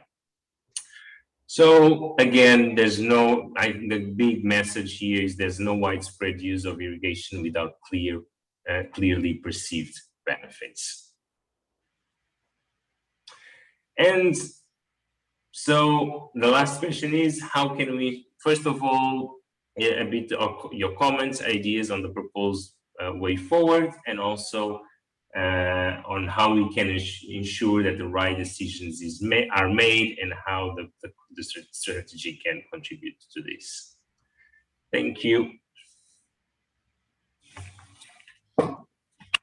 Hvala puno, Luise, hvala i Stivu, hvala vam stvarno jako interesantne i korisne prezentacije. Pre nego što otvorimo diskusiju uopšte u pravcima strategije po ovim pitanjima, imamo jedan komentar, gospodin Željko Mardešić. Gospodin Željko, da li bi vi da se javite i da obrazložite svoj komentar? A ako želite, slobodno se javite. Dobar dan. Dobar dan, izvolite. Ja sam Željko Mardešić iz Akcionogta, privatna firma koja se bavi navodnjavanjem. Dakle, direktno na polju uspeh svakog sistema za navodnjavanje, barem kod nas, sa našim teškim iskustvom sa zadrugama u posljednjih 50 godina, je određen time koliko će svaki korisnik da shvati kolika mu je dobrobit i koliko će on biti u većem blagostanju od svoje proizvodnje. Da bi shvatio, dakle, treba preneti veliku količinu znanja na proizvođače, dakle, spustiti sa nivoa fakulteta do direktnog proizvođača svo neophodno znanje da bi on prihvatio nove tehnologije, a s druge strane on treba da oseti da je u jednakom statusu. To je, kod sistema za navodnjavanje, kad je suša, suša je svima i svima treba voda. Svaki korisnik treba da oseti da je u približno jednakom statusu, to jest da u toku tog dana ili u jednom vrlo kratkom periodu može da navodnjava, da zadovolji svoju proizvodnju. Samo onda kad su svi mali, veliki i srednji proizvođači u istom statusu sa potrošnjom vode, oni će se osjećati dobrodošlim i moći će i prihvatat će nove tehnologije i promjenu kultura i proizvodnju kvalitetnijih proizvoda. Tako da tek na taj način kad su sami korisnici kako treba, tek onda je stvar uvedena kako treba za sistem za navodnjavanje. Još jedna bitna stvar, najveći rizik koji je definisan kod svih ovih sistema je priključenje korisnika na sisteme koje ćemo da radimo. Jedna od mera bi mogla biti subvencija države za podsticanje korisnika koji se uključuju u velike sisteme za navodnjavanje, da se na samom polju povećaju subvencije. I tu se onda postavlja još jedno pitanje. Za polje će domaćin otplatiti svoje. Postavlja se pitanje, da li to što država investira u sistem za navodnjavanje ostaje u vlasništvu države ili će u jednom trenutku preći na korisnike voda? To je isto pitanje politike, kako, jer upravo ono što su kolege pre mene napominjale, samo domaćini koji participiraju, koji to osjećaju kao svoje, gde se oni ulaže znanje, ulaže rad, ulaže novac, će koristiti to. I naše iskustva i iskustvo sveta su pokazala da svi domaćini koji su dobili gratis, dakle nisu platili ništa, ni savjet, ni neku opremu, isto toliko koliko su je platili, toliko su je i vrednovali. Nažalost. Dakle, domaćini treba da participiraju, domaćini treba da znaju da će možda, ako se donese takva odluka, oprema preći u njihovo vlasništvo da bi je čuvali, održavali i da bi ona bila održiva. Hvala.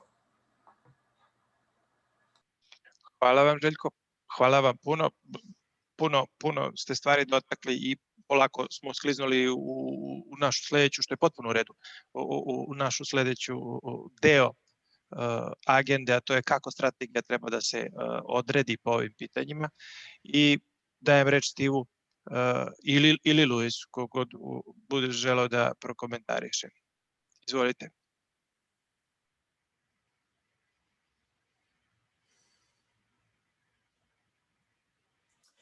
Well, he has to look into all of these things.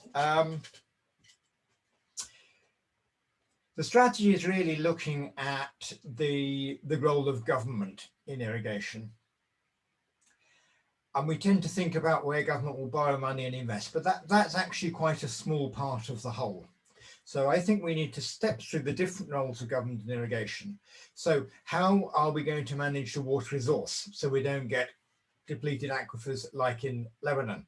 Are we going to develop further the system of grants like we have in Vojvodina and also in Serbia? Are we going to create laws on water users associations?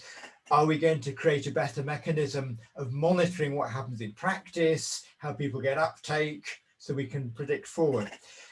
Are we going to look at the issues in high value crops? What's the marketing system, the quality standards, access to foreign markets? So I think government's job is, government is like the one person who has a duty to look at everything, each one of these steps, and wherever there's a problem, see how we can improve them.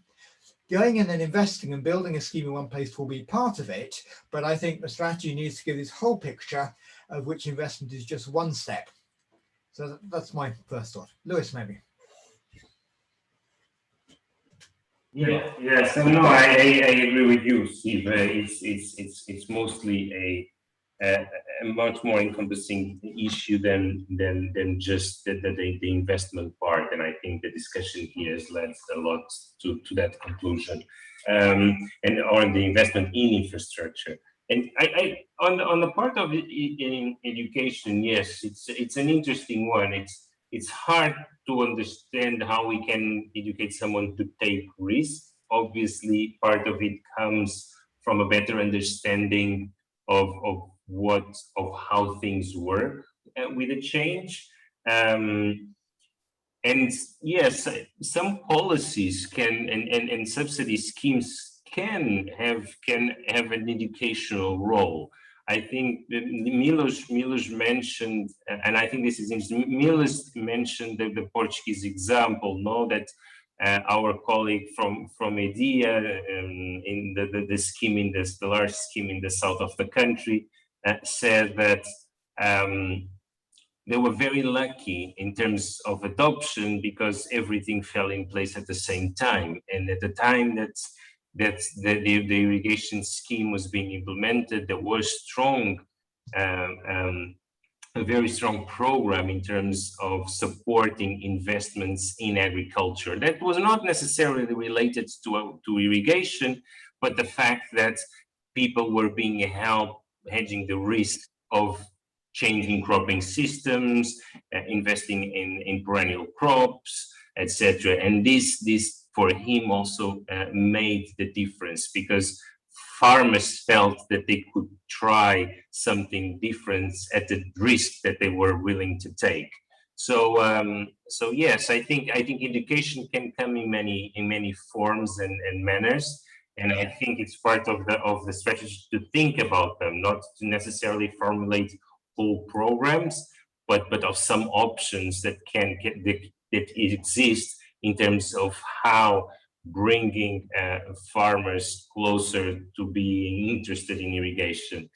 I mean, that obviously goes without saying that that doesn't mean that irrigation needs to be interesting from the start, you know. So and that's also one of the conditions that we've seen here. One, and that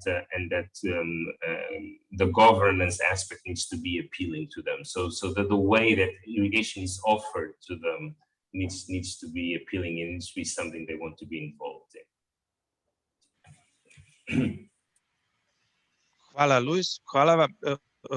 Mi smo imali dosta pitanja i to me raduje tokom same diskusije, i sva ova pitanja su u direktnoj vezi sa strategijom i na koje će načine strategija da adresira ova pitanja, ali barem mi dozvolite da i formalno kažem i da pozovem sve još jednom.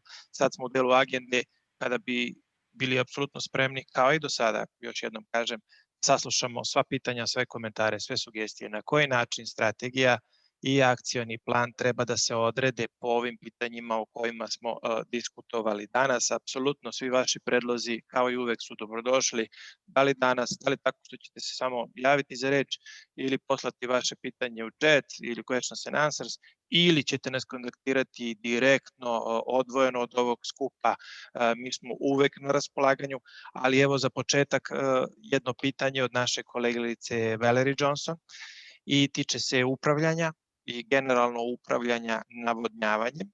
I verujem da će Stiv da se dotakne i da preuzme odgovor na ovo pitanje, budući da je Stiv već prezentovao na ovu temu kako našem timu, članovima radne grupe, tako i našim učesnicima, a to je pitanje koje smo već danas i dotakli. Miroslav Dunjić konkretno, a to su udruženja vodokorisnika ili udruženja korisnika voda. Apsolutno, mi mislimo da je to instrument koji može biti koristan za Srbiju. Znamo da postoji određeni nacrt, iskreno ne znam da li je on u formi nacrta, da li je on usvojen bio kada od strane vlade ili određenog vladinog tela, ali mislim da je to nedostajuća karika u tom celom jednom lancu koja može mnogo da pomogne kod konkretno usvajanja sistema za navodnjavanje, ali generalno ne samo u ovoj oblasti, nego kod korišćenja vode za navodnjavanje, da reprezentuje interese članstva, s druge strane u velikoj meri da olakša i državi, bez obzira o kom nivou upravljanja govorimo, da li je to republički, pokrajinski ili lokalni. Stiv, izvoli, verujem da ćeš ti imati na temu udruženja korisnika voda šta da kažeš.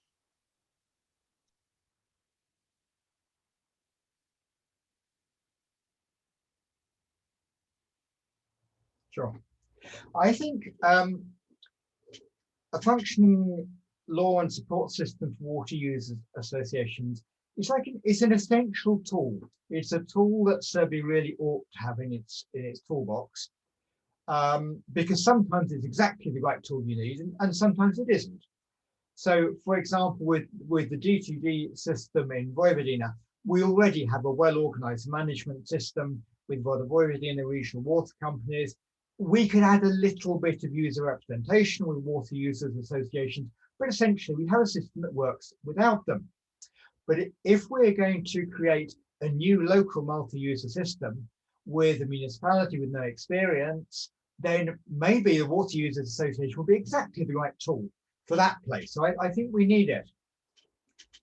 There's only one small surprise I had. Talking to the farmers in Svilajnac saying, would you like the system? What would you do? We then got on to organization, and I suggested the idea of a water users association, and I thought they'd jump at it. They want to be in control of their system.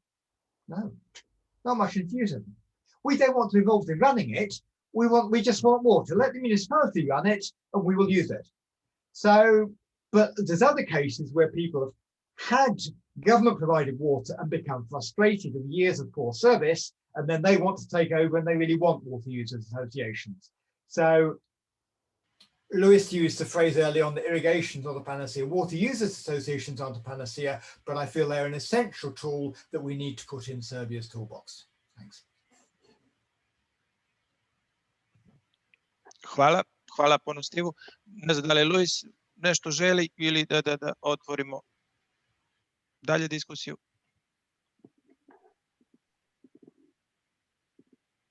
Everyone was very well put by Steve. Thank you. Hvala Luis, tako sam mislio. Poštovani učesnici, kao što sam već rekao, slobodno izvolite, ukoliko ima bilo kakvih pitanja, bilo kakvih komentara, bilo kakvih sugestija, mi smo apsolutno spremni i sada da popričamo o njima. S druge strane, ukoliko mislite da postoji potreba, mi vas još jednom ohrabrujemo, slobodno nam se javite i van ovih naših workshopova, webinara, kako god nazovemo ove skupove, nije na kraju ni bitno kako ih zovemo, ali suštinski mi ćemo imati još ovakvih događaja. Ovo je treći po redu, ali generalno mi ćemo organizovati i trudit ćemo se da i tokom leta i kasnije tokom jeseni imamo više ovakvih skupova. Nadamo se da ćemo u nekom trenutku i preći klasične, uslovno rečeno, skupove, da se vidimo i uživo, da će nam okolnosti to dozvoliti. Apsolutno će svi materijali biti na našem sajtu, tu ostaju na raspolaganju svima i takođe sajt ima i vidjet ćete deo za komentare, pitanja, sugestije koje mi pregledamo na dnevnoj bazi i bit ćemo vrlo brzi u odgovorima. U međuvremenu smo dobili još jedno pitanje iz Srbija voda, gospođa Biljana Savić. Ona pita, s obzirom da JVP Srbija vode upravlja sistemima u javnoj svojini, kako možemo, odnosno da li možemo osigurati donošenje ispravnih odluka kod investiranja, a posebno kod odabira prioriteta investiranja? Dobro pitanje, imajući u vidu da tu važe i određena ograničenja za javna preduzeća i uopšte državu. Hvala vam Biljana na pitanju. Ne znam da li Stiv ili Luis žele da se osvrnu na ovo pitanje.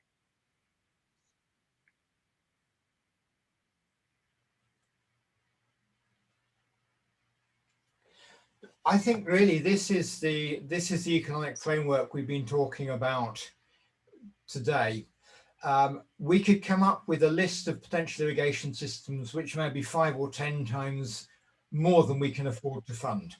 So we do need to set the priorities, and the issues of costs, benefits, financial sustainability, uptake, proportion of high value crops. These are the factors that will define whether or not a system is profitable or not. And when we talked about governance, one of the ideas we had put in the brief is that we need to build an improved analytical capacity, institutional capacity, somewhere within the ministry structure that can look at these things and set good priorities. We can use design institutes for the details of an individual scheme, but I think that it's the government that's implementing the strategy, and government needs to have the ability to rigorously analyze things and prioritize. I hope that our strategy can start that progress in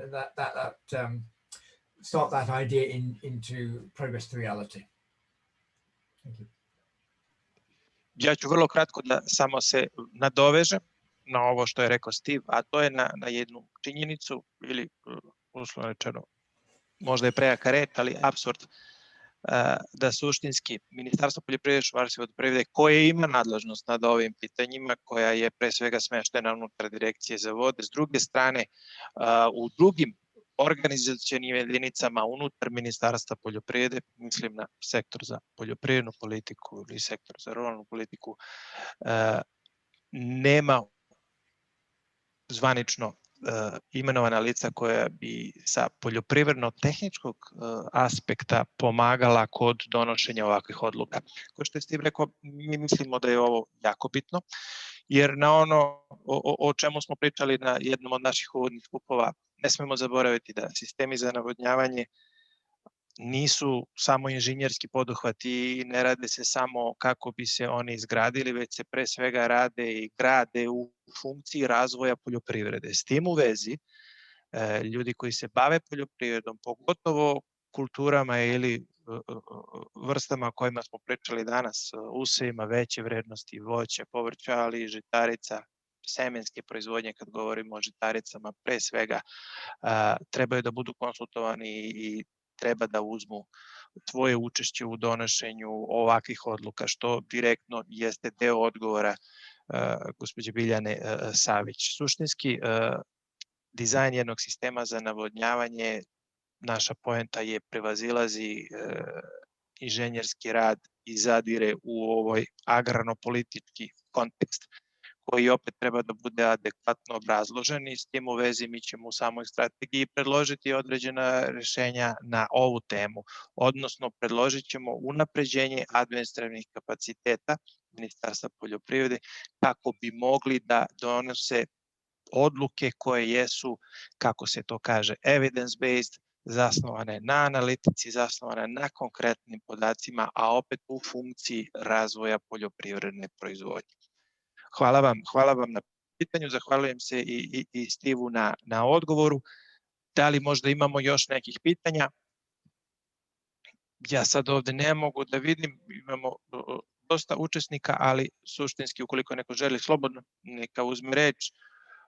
Ukoliko ne, ja bih vam se stvarno svima zahvalio na učešću danas. Imali smo jako dobar odziv koji raduje i pokazuje da smo ponovo odabrali jednu dobru temu. Mislim da se o ovoj temi ne priča dovoljno i dobro je što smo otvorili ovu temu.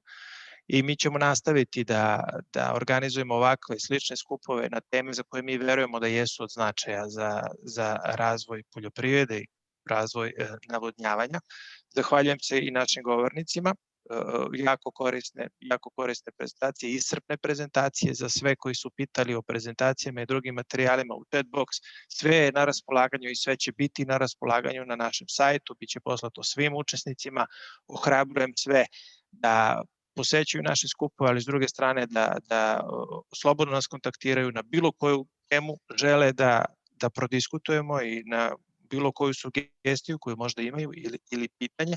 Mi nastavljamo rad po našoj dinamici. Nadamo se da ćemo do kraja ove godine biti u finalnoj fazi našeg rada i da ćemo ući u usvajanje ovog dokumenta praktično, strategije, akcionog plana i investicionog atlasa. Još jednom se zahvaljujem Direkciji za vode, gospođi Nataši Milić i svim njenim kolegama s kojima direktno sarađujemo na dnevnoj bazi, s druge strane Evropskoj banci za obnovu i razvoj, našem partneru na ovom projektu i pozivam još jednom da ostanemo u kontaktu i mimo ovih skupova na koju god temu smatrate da jeste od značaja za ovakav dokument i mi verujemo da je vrlo bitan i da dolazi u pravom trenutku imajući u vidu sve ono o čemu smo govorili danas i klimatske promjene i značaj navodnjavanja za razvoj poljoprivrede, pogotovo za ove useve veće vrednosti. S druge strane imali smo priliku od naših govornika da čujemo puno o tome kako investirati, gde investirati, šta sve uzeti u obzir prilikom investiranja. Imali smo i neke konkretne primere sa konkretnih lokacija u Srbiji i imali smo priliku da vidimo kako javna investicija može da donese potpuno različiti prihod ili prinos na tu investiciju. I možda za sam kraj da pitamo Jakopa da li Jakop želi da se obrati prisutnima pre nego što zatvorimo. Jakopo.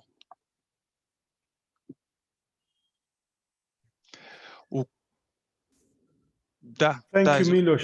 Just, a big thank you to all the panelists and to the participants. I think it was a very engaging and lively discussion, and many thanks to Luis and Steve and yourself, of course, for all the answers and for keeping alive this presentation. Again, as Miloš said, the presentations will be available in the website. The link of the website is in the chat, right at the beginning of the chat. Again, many thanks to everybody, and I hope to see you all at the third working group that will be soon organized. Over to you. Thank you, Miloš. Hvala puno, Jakopo. Još jednom, hvala svima, hvala na učešću danas, hvala na vašem vremenu. Verujemo da je bilo korisno. Ostajemo u kontaktu i nadam se i skorom viđenju uživo. Hvala i prijatno. Thank you, everybody. Bye. Bye.